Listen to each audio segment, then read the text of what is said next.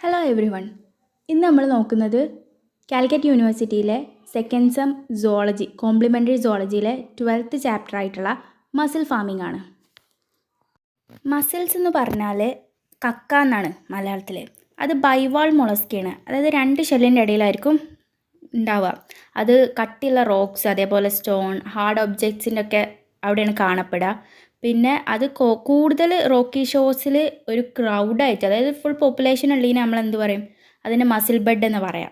ഇനി muscle bed coastal പോപ്പുലേഷനിൽ എന്താണ് ഒരു ഇമ്പോർട്ടൻറ്റ് സോഴ്സാണ് ഫുഡിൻ്റെ. അത് എഡിബിളാണെന്ന് നമുക്ക് എല്ലാവർക്കും അറിയാം. പിന്നെ അത് സോഫ്റ്റാണ്, ടേസ്റ്റിയാണ്, റിച്ച് ഇൻ ന്യൂട്രിയൻസ് ആണ്. ന്യൂട്രിയൻസ് ആയിട്ട് വിറ്റമിൻ എ ബി ഉണ്ട്, പിന്നെ ഗ്ലൈക്കോജൻ 6-8% ഉണ്ട്, 11-13% പ്രോട്ടീൻസ് ഉണ്ട്, 2-3% ഫാറ്റ്സ് ഉണ്ട്, പിന്നെ കാൽഷ്യം, ഫോസ്ഫർ, അയൺ എക്സെട്ര ഉണ്ട്. പിന്നെ ഈ മസിലിൻ്റെ തോട് നമ്മൾ എന്ത് ചെയ്യും അറിയോ, ഈ ലൈം ഉണ്ടാക്കാൻ, അതായത് ചുണ്ണാമ്പ് ഉണ്ടാക്കാനും അതേപോലെ മാന്യൂറായിട്ടും യൂസ് ചെയ്യും. ഇന്ത്യൻ കോസ്റ്റിൽ മെയിനായിട്ട് 2 ടൈപ്പ് മസിൽസാണ് കാണപ്പെടുന്നത്. ഒന്ന് ഗ്രീൻ മസിൽസും മറ്റൊന്ന് ബ്രൗൺ മസിൽസും. ഗ്രീൻ മസിൽസ് പെർന വൈറിഡ്സ് എന്നാണ് പറയുക. ഈ ഗ്രീൻ മസിൽസ് എല്ലായിടത്തും നമുക്ക് കാണപ്പെടും. അതിനൊരു വൈഡർ ഡിസ്ട്രിബ്യൂഷൻസ് ഉണ്ട്. അത് ഇന്ത്യയിൽ ഈസ്റ്റ് വെസ്റ്റ് കോസ്റ്റിൽ കാണപ്പെടാം. അതേപോലെ കേരളത്തിൽ തന്നെയാണെന്നുണ്ടെങ്കിൽ കോയിലൻ മുതൽ കാസർഗോഡ് വരെ കോസ്റ്റൽ സീൽ കാണുന്നുണ്ട്. പിന്നെ അതിന് ഒരു ഡെപ്ത് 15 മീറ്റർ താഴത്തേക്കാണ് ഇത് കാണുന്നത്. അടുത്ത ടൈപ്പാണ് ബ്രൗൺ മസിൽസ്. അത് പെർന ഇൻഡിക്ക എന്നാണ് അതിന് പറയുക. അതിന് എല്ലായിടത്തും ഒന്നും കാണില്ല. അതൊരു റിസ്ട്രിക്റ്റഡ് ആയിട്ടാണ് അതിൻ്റെ ഡിസ്ട്രിബ്യൂഷൻ ഉള്ളത്. South west coast from Varkala to Kanyakumari, അതായത് വർക്കല മുതൽ കന്യാകുമാരി വരെയും പിന്നെ കന്യാകുമാരിയിൽ നിന്ന് തിരുച്ചെന്തൂർ വരെയാണ് സൗത്ത് ഈസ്റ്റ് കോസ്റ്റിലുള്ളത്. അതിനൊരു ഡെപ്ത് 10 മീറ്ററാണ്.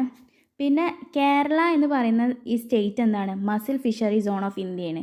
ഇന്ത്യയിൽ ഒരു മസിലിൻ്റെ കൂടുതൽ കൾച്ചർ കാണുന്നത് കേരളത്തിലാണ്. അതായത് ഗ്രീൻ മസിലും കാണുന്നുണ്ട് കേരളത്തിൽ, ബ്രൗൺ മസിലും കാണുന്നത് കൊണ്ട് തന്നെ ഇതിനെ നമ്മളെന്ത് പറയും, muscle fishery zone of India എന്നാണ് പറയുക. നെതർലാൻഡും ഇറ്റലിയിലാണ് കൂടുതൽ മസിൽ പ്രൊഡ്യൂസിങ് ഉള്ളത്.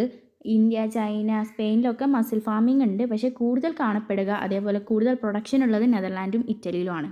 അഡ്വാൻറ്റേജസ് ഓഫ് മസിൽ ഫാമിംഗ് ആണ് നെക്സ്റ്റ് നമുക്ക് നോക്കാനുള്ളത്. അഡ്വാൻറ്റേജസ് എന്ന് പറയുമ്പോൾ ആ മസിലിനെ കൾച്ചർ ചെയ്യുമ്പോൾ ഉണ്ടാകുന്ന ബെനിഫിറ്റ്സ് എന്തൊക്കെയാണ്. ഈ മസിൽസിന് എന്ത് ചെയ്യാൻ പറ്റും അറിയോ, കൂടുതലായിട്ടുള്ള സലൈനിറ്റി ടോളറേറ്റ് ചെയ്യാൻ പറ്റും. അതുകൊണ്ട് തന്നെ അവരെ നമ്മൾ കായലിട്ടിട്ടും വളർത്താം. പിന്നെ ഈ ഒരു മസിൽ 4 മാസം കൊണ്ട് നമ്മൾ കൾച്ചർ ചെയ്യുമ്പോൾ വലുതാവും. 12 മുതൽ 13 മാസമാണ് അതിൻ്റെ നാച്ചുറൽ നോർമൽ ഗ്രോത്ത് ഉള്ളത്. പക്ഷേ നമ്മൾ കൾച്ചർ ചെയ്യുമ്പോൾ 4 മാസം കൊണ്ട് നമുക്ക് കിട്ടും. അതുകൊണ്ട് തന്നെ അതിൻ്റെ ഗ്രോത്ത് ഭയങ്കര ഫാസ്റ്ററാണ്. പിന്നെ മസിൽ സീഡ്സ് ഒരു കൊല്ലത്തിൽ എപ്പോഴും അവൈലബിൾ ആണ്. അതുകൊണ്ട് തന്നെ ഒരു കൊല്ലം നമുക്ക് 2-3 വട്ടം ഇതിനെ നമുക്ക് എന്ത് ചെയ്യുക, കൾച്ചർ ചെയ്യാൻ പറ്റും. പിന്നെ മസിൽസ് നമ്മൾ പ്രത്യേകിച്ച് ഫുഡൊന്നും കൊടുക്കേണ്ട ആവശ്യമില്ല. കാരണം അവർ എന്താണ് ഫിൽറ്റർ ഫീഡേഴ്സാണ്. അവരെന്ത് ചെയ്യും, മെയിൻലി ഫൈറ്റോ പ്ലാങ്ക്ടനെ ഫീഡ് ചെയ്യും. ആർട്ടിഫിഷ്യലായിട്ട് നമ്മൾ ഒരു ഫീഡും കൊടുക്കണ്ട.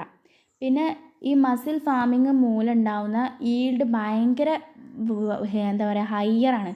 ഏതൊരു അക്വാട്ടിക് ഓർഗാനിസത്തിനെ വളർത്തുന്നതിനെക്കാട്ടിയും നല്ലൊരു ബെനിഫിറ്റ്സ് നമുക്ക് മസിൽ ഫാമിംഗ് കൊണ്ട് കിട്ടും. Next strategies of muscle culture. എങ്ങനെയാണ് നമ്മൾ മസിൽ കൾച്ചർ ചെയ്യാന്ന്. നമ്മൾ മസിൽ ഫാം ചെയ്യുമ്പോൾ നമുക്ക് മെയിനായിട്ട് 4 സ്റ്റെപ്സാണ് ഫോളോ ചെയ്യേണ്ടത്. ഒന്ന് സൈറ്റ് സെലക്ഷൻ, രണ്ടാമത്തത് സീഡ് കളക്ഷൻ, മൂന്നാമത്തെ ഇൻഡ്യൂസ്ഡ് ബ്രീഡിങ്ങും ഹാർവെസ്റ്റും.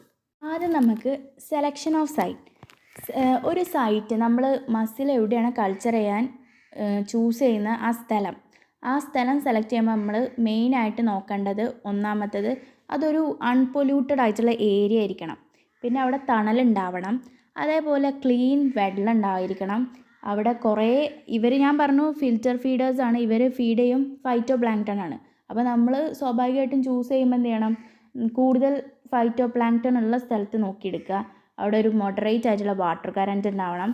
അതേപോലെ സലൈനിറ്റി എന്ത് ചെയ്യണം, 30-35 PPTയിലായിരിക്കണം. ടെമ്പറേച്ചർ 21-30 ഡിഗ്രി സെൽഷ്യസ് ആയിരിക്കണം. പിന്നെ ഈ തിര വരുമ്പോൾ എന്ത് ചെയ്യണം, ഫുഡ് മെറ്റീരിയൽസ് അവർക്ക് കൊടുക്കുകയും തിര പോണ സമയത്ത് ഈ മസിൽസിൻ്റെ വേസ്റ്റ് എക്സ്ക്രീറ്ററി പ്രോഡക്ട്സ് ക്യാരിയും ചെയ്യണം. ഇങ്ങനെയാണ് നമ്മൾ ഒരു സൈറ്റ് ചൂസ് ചെയ്യുമ്പോൾ മെയിനായിട്ട് നോക്കേണ്ട കാര്യങ്ങൾ. Seed collection. സീഡ് കളക്ട് ചെയ്യുമ്പോൾ നോക്കേണ്ട പ്രധാനമായിട്ടുള്ള കാര്യങ്ങളാണ് ഞാൻ അവിടെ പറയുന്നത്. ഈ യങ് മസിൽസ് നമ്മൾ എന്ത് ചെയ്യും? സ്പാറ്റ്സ് എന്നാണ് പറയുക. ഈ സ്പാറ്റ്സ് ആണ് എന്ത് ചെയ്യുന്നത്? സീഡായി മാറുന്നത്. അവർ 1 സെൻറ്റിമീറ്ററിനെക്കാട്ടിയും വളരെ സ്മോളാണ് ഉണ്ടാവുക. ഈ സീഡ്സിൻ്റെ അവൈലബിലിറ്റി കാരണം കൊണ്ട് തന്നെയാണ് നമുക്ക് മസിൽ ഫാമിംഗ് സക്സസ് ആയി ചെയ്യാൻ പറ്റുന്നത്. കേരളത്തിൽ ബ്രൗൺ മസിൽസിൻ്റെ സീഡ്സ് നമുക്ക് വിഴിഞ്ഞനം തീരത്ത് കാണാം. അതേപോലെ ഗ്രീൻ മസിൽസ് എവിടേക്കാണ് കാണുന്നത് വെച്ചാൽ ഏലത്തൂർ, വടകര, മാഹി, കണ്ണൂർ, കാസർഗോഡൊക്കെ ഉണ്ടാവും. ഈ സീഡ്സ് നമ്മൾ കളക്ട് ചെയ്യാൻ യൂസ് ചെയ്യും കളക്ടേഴ്സായിട്ട് നമ്മൾ rope, poles, clutchers, bamboo stakes, കോക്കനട്ടിൻ്റെ ഷെല്ല്, അതായത് ചിരട്ട, അതൊക്കെ നമ്മൾ യൂസ് ചെയ്യും. അടുത്ത സ്ട്രാറ്റജി എന്ന് പറയുന്നത് ഇൻഡ്യൂസ്ഡ് സ്പോണിംഗ് ആണ്. ആർട്ടിഫിഷ്യലായിട്ട് നമ്മൾ മുട്ടടിപ്പിക്കുകയാണ് ഇൻഡ്യൂസ് സ്പോണിംഗ് എന്ന് പറയുന്നത്. നമുക്ക് എങ്ങനെയൊക്കെയാണോ നോക്കാം. ആർട്ടിഫിഷ്യലായി മുട്ടയിട്ടിട്ട് എന്ത് ചെയ്യും? അത് ലാവയായിട്ട് ആ ലാവനെ നമ്മൾ ഹാച്ചറീസിൽ മുട്ടയിരിക്കുന്ന ഒരു സ്ഥലത്ത് നമ്മൾ സ്റ്റോർ ചെയ്യും. മസിൽസിന് നമ്മൾ ബ്രൂഡ് സ്റ്റോക്ക് എന്നാണ് പറയുന്നത്. ഇത് നമ്മൾ ഒന്നെങ്കിൽ നാച്ചുറൽ ബ്രെഡിൽ നിന്ന് അല്ലെങ്കിൽ നമ്മൾ കൾച്ചർ ചെയ്യുന്ന ആ സിസ്റ്റത്തിൽ നിന്നൊക്കെ നമ്മൾ എടുക്കും. ഇവരെ ആർട്ടിഫിഷ്യലായി മുട്ടടിപ്പിക്കാൻ ഭയങ്കര എളുപ്പമാണ്. കാരണം എന്താ വെച്ചാൽ ഇവർക്ക് എന്തെങ്കിലും ഒരു ഡിസ്റ്റർബൻസ് ഉണ്ടായാൽ എന്ത് ചെയ്യും? ഒന്ന് നമ്മൾ ക്ലീൻ ചെയ്യുമ്പോഴോ അതേപോലെ അവരെ നമ്മൾ റഫായിട്ട് ഹാൻഡിൽ ചെയ്താൽ തന്നെ അവരെ മുട്ടയിടാൻ പ്രേരിപ്പിക്കുകയാണ് ചെയ്യുക. ഈ മുട്ടടിക്കൽ നമുക്ക് ഒന്നുകിൽ ഫിസിക്കൽ മെത്തേഡ് അല്ലെങ്കിൽ കെമിക്കൽ മെത്തേഡ് അല്ലെങ്കിൽ ഇലക്ട്രിക്കൽ തെർമൽ മെത്തേഡ് വെച്ചിട്ടൊക്കെ നമുക്ക് ആർട്ടിഫിഷ്യലായിട്ട് ചെയ്യാൻ പറ്റും. അതിൽ റഫ് ഹാൻഡിലിങ് നമ്മൾ ഭയങ്കര പരുക്കമായി ഹാൻഡിൽ ചെയ്യുമ്പോൾ അതൊരു ഫിസിക്കൽ മെത്തേഡാണ്. പിന്നെ നമ്മൾ ആ ഷെല്ല് തുറന്നിട്ട് അവിടുത്തെ അഡക്റ്റർ മസിൽസിനെ നമ്മൾ കുത്തി നോക്കുക, ഇതും ഫിസിക്കൽ മെത്തേഡാണ്. എങ്ങനെ മുട്ടടിപ്പിക്കുക എന്നുള്ള 2 ഫിസിക്കൽ മെത്തേഡ്. ഇനി നമ്മൾ കെമിക്കൽ മെത്തേഡ് നോക്കുമ്പോൾ കെമിക്കൽ മെത്തേഡിൽ എന്താണെന്ന് പറയുന്നതെന്ന് വെച്ചാൽ 6% ഒരു H2O2 സൊല്യൂഷനിൽ അതിൻ്റെ pH 9, അത് 1-2 മണിക്കൂർ നമ്മൾ മസിൽസിന് അതിൽ മുക്കി വെച്ചതിന് ശേഷം നമ്മൾ എന്ത് ചെയ്യുക? ആ മസിൽസിനെ നമ്മൾ ഒരു ഫ്രഷ് സീ വാട്ടറിലേക്ക് മാറ്റുക. ഇതാണ് ഒരു കെമിക്കൽ മെത്തേഡ്. രണ്ടാമത്തെ കെമിക്കൽ മെത്തേഡ് എന്ന് പറയുന്നത് നമ്മൾ അഡൽട്ട് മസിൽസിനെ അമോണിയം ക്ലോറൈഡ് അല്ലെങ്കിൽ ബേരിയം ക്ലോറൈഡിൽ ഡിപ്പ് ചെയ്ത് വെക്കുക. ഇനി തെർമൽ അല്ലെങ്കിൽ ഇലക്ട്രിക്കൽ മെത്തേഡ് എന്ന് പറഞ്ഞാൽ വാട്ടറിൻ്റെ ടെമ്പറേച്ചർ 4 ഡിഗ്രി സെൽഷ്യസ് വഴി കൂട്ടുക. ഈ മെത്തേഡ് കുറച്ചും കൂടി സക്സസ്ഫുള്ളുമാണ്, അതേപോലെ കുറച്ചുകൂടി സേഫാണ്. അതുകൊണ്ട് തന്നെ ഈ മസിൽ കൾച്ചർ ചെയ്യുന്ന അധികം ആൾക്കാരും ഈ മെത്തേഡാണ് യൂസ് ചെയ്യാറ്. ഇനി ഇതെങ്ങനെ സംഭവം നടക്കുന്നതെന്ന് വെച്ചാൽ ആദ്യം ഒരു മെയില് മുട്ടയിടുക. മോസ്റ്റ് ഓഫ് ദ കേസ് മസിൽസിൽ ആദ്യം മെയിലാണ് മുട്ടയിടുക. ഈ മെയിൽ മുട്ടയിടുന്ന കണ്ടിട്ട് എന്ത് ചെയ്യും? ഫീമെയിൽ സ്റ്റിമുലേറ്റ് ചെയ്യും മുട്ടയിടാനും. മെയിലും ഫീമെയിലും മുട്ടയിടാൻ തുടങ്ങിയാൽ അവർ നമ്മളെന്ത് ചെയ്യും? ഒരു പ്യുവർ സീ വാട്ടർ കണ്ടെയ്ൻ ചെയ്യുന്ന ഒരു ടാങ്കിലേക്ക് മാറ്റും. എന്നിട്ട് അതെന്ത് ചെയ്യും? മുട്ട ഒരു ഫെർട്ടിലൈസ്ഡ് എഗ്ഗ് ഒരു ലാവേ സ്റ്റേജിലെത്തുമ്പോൾ, ഫ്രീ സ്വിമ്മിങ് ലാവ ആകുമ്പോൾ ആ ലാവ എന്ത് ചെയ്യും? ഹാച്ചറീസിലാണ് നമ്മൾ റിയർ ചെയ്യുന്നത്. അവർക്ക് നമ്മൾ യൂണിസെല്ലുലാർ ആൽഗയാണ് ഫീഡ് ചെയ്യാൻ കൊടുക്കുന്നത്. ഈ ലാവെ ഒരു സ്പാറ്റായി സെറ്റിൽ ചെയ്യും 20ാമത്തെ ദിവസം. അത് കഴിഞ്ഞ ശേഷം ഈ സ്പാറ്റ് അല്ലെങ്കിൽ ഇവരെ കളക്ട് ചെയ്യാൻ നമ്മൾ യൂസ് ചെയ്യുന്നത്, സീഡ്സിനെ കളക്ട് ചെയ്യാൻ യൂസ് ചെയ്യുന്നത് coir rope, nylon, shells, coconut shells, അതൊക്കെയാണ് നമ്മൾ ഈ സ്പാറ്റിനെ കളക്ട് ചെയ്യാൻ യൂസ് ചെയ്യുന്നത്. പിന്നെ അവിടുന്ന് തന്നെ അവരെന്ത് ചെയ്യും? സീഡാവും. ഈ സീഡാവുന്ന സമയത്ത് അവർ ഫീഡ് ചെയ്യുന്നത് ഫൈറ്റോ പ്ലാങ്ക്ടണിനെയാണ്. അടുത്തത് ഈ ചാപ്റ്ററിൽ നോക്കാനുള്ളത് കൾച്ചർ ടെക്നിക്സ് ആണ്. നമ്മൾ എങ്ങനെയൊക്കെയാണ് മസിൽസിനെ കൾച്ചർ ചെയ്യാൻ യൂസ് ചെയ്യുന്ന ടെക്നിക്സ് ഏതൊക്കെയാണെന്ന്.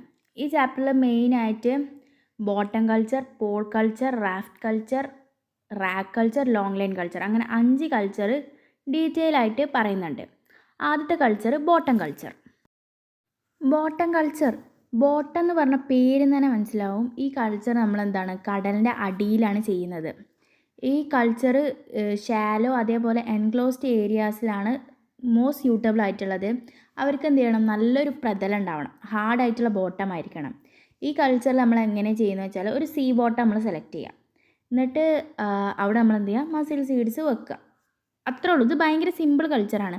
ഈ ഫോട്ടോയിൽ ഫസ്റ്റ് കണ്ടില്ലേ റെക്റ്റാങ്കിൾ പാർട്ടുകൾ, ഇങ്ങനെ ഓരോരോ കൾച്ചർ ഉണ്ടാക്കാൻ ഒരു സീഡ് സെലക്ട് ചെയ്തിട്ട് അവിടെ ഇങ്ങനെ കുറച്ച് ബോക്സ് പോലുള്ളതാണ് ബോട്ടം കൾച്ചർ. അടുത്ത കൾച്ചറാണ് പോൾ കൾച്ചർ അല്ലെങ്കിൽ സ്റ്റേക്ക് കൾച്ചർ.